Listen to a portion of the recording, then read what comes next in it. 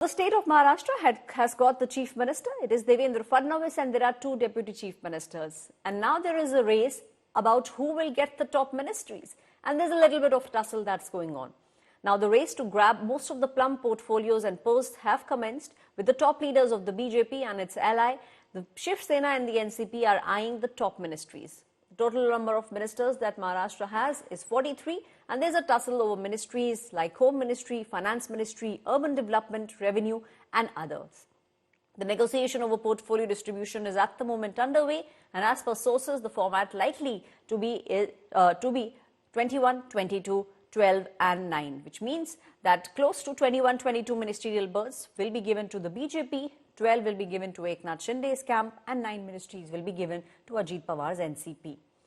Also speaking exclusively to India Today, the newly elected Maharashtra Chief Minister Devendra Fadnavis revealed that discussion on portfolio allocation is underway and Maharashtra law and order is something that is his top priority. मैं क्या नया विधायक नहीं है, मैं food and supply नगर विकास का minister था नारायण जब भी मुख्यमंत्री थे।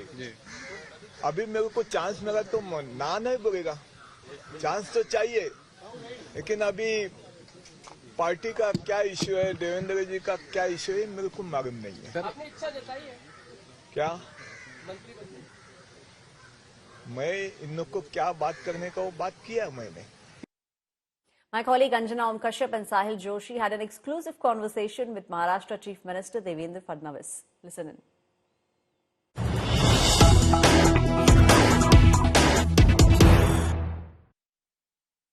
तीन मंत्रालय जिसको बहुत यहाँ पर गृह मंत्रालय, वित्त मंत्रालय, शहरी विकास मंत्रालय, ये तीनों कैसे कैसे बांटेंगे? तीन भी ऐड कर लीजिए। तीन दूरी नहीं, अभी हमारी चर्चाएं चल रही है। देखिए, सवाल परसेप्शन का ही होता है, मतलब सभी को न्याय मिला है ऐसा परसेप्शन अगर क्रिएट नहीं हुआ तो उनकी पार्टियों में उनको सम्मान नहीं मिलता है। तो इसलिए हमारी बातचीत चल रही है। मैं दो चीजें कह सकता हूँ, एक तो नंबर्स करीब करीब फ्रीज हो गए हमारे, जो आज आप मत पूछिए, नहीं बता पाऊंगा मैं, लेकिन नंबर हमने करीब करीब फ्रीज कर लिए हैं। 22, 12 और 9, 8। नहीं, ऐसा नहीं है। अच्छा। मैं इतना भी 21, मतलब हम लोग कई सारे नंबर्स आप अभी 1 से लेकर 43 तक सारे नंबर बता दीजिए, लेकिन मैं नहीं बताऊंगा, लेकिन हमने करीब करीब उसको फिक्स कर लिया है।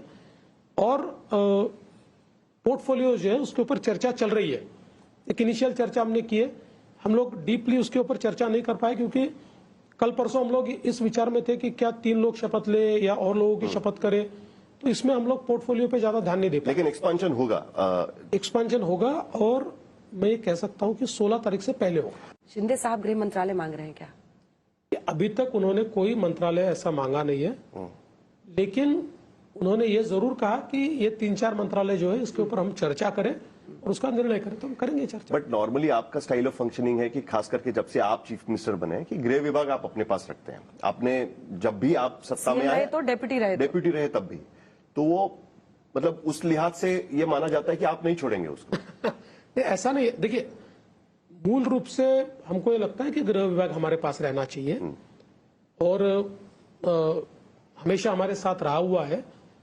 और विशेष रूप से क्या होता है, वैसे तो हम तीनों साथ में ही है, लेकिन चूंकि केंद्र सरकार से, केंद्रीय गृह मंत्रालय से बहुत ज्यादा कोऑर्डिनेशन करना पड़ता है। नक्सल की समस्या है, मुंबई जैसा एक शहर है जो मैं ऐसा मानता हूँ बहुत वल्नरेबल शहर है, एक प्रकार से आर्थिक राजधानी है, तो इसलिए आसान होता है। शिंदे जी भी कर सकते हैं, अजीत जी भी कर सकते हैं, लेकिन चूंकि एक पार्टी का व्यक्ति होने के नाते मेरा ज्यादा संबंध आता है, मेरा ज्यादा कोऑर्डिनेशन होता है। हर जगह लिखा हुआ है देवा भाव आला रे, पर देश जानना चाहता है कि देवा भाव कैसा आला रे, मतलब कैसे आए आप, कैसे आए, कैसे आप सीएम बने, पर्दे के पीछे क्या हुआ, और बीते दिन देवा भाव ने शपथ ली। पहली बात तो यह है कि इसका पूरा श्रेय जो है वो महाराष्ट्र की जनता को जाता है, जिन्होंने एक बहुत डिसाइसिव मैंडेट हमको दिया। और चूंकि ये डिसाइसिव मैंडेट हमको मिला और भारतीय जनता पार्टी सबसे बड़ी पार्टी बनी, मतलब अगर हम लोग देखें तो 145 मेजॉरिटी मार्क है, 137 हम है। हमने कुल मिलाकर 148 सीटें लड़ी थी और 4 सीटें हमारे दोस्तों को दी थी, जैसे 152 सीटें थी, उसमें हम लोग 137 आए हुए।